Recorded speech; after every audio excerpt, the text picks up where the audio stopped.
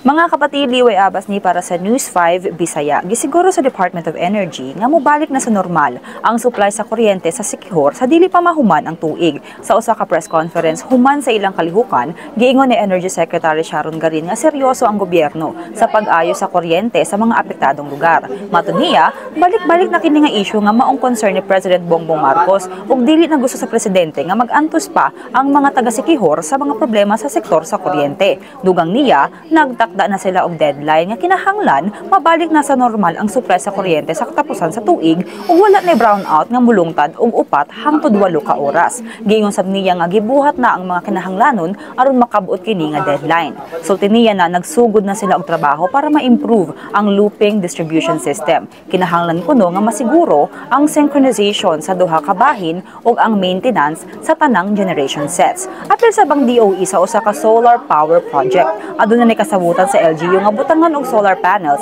ang tanang provincial buildings. Gidugang pa niya nga ang sugo sa presidente mao ang pagsiguro nga matuman kining mga plano. Sa iyang ikaupat nga State of the Nation address ni atong July 28, usa ang nahitabong dakong power outage sa Siquijor ang nahisgutan. Ingon niya nga nakipagpulong na siya sa lain-laing ahensya sa gobyerno aron mabalik na sa normal ang kahimtang sa probinsya. Kini sa lamang ang atong update, magpadayon lang sa pagbantay sa social media pages sa News 5 para sa uban pang mga balita ug update. Amping tang tanan.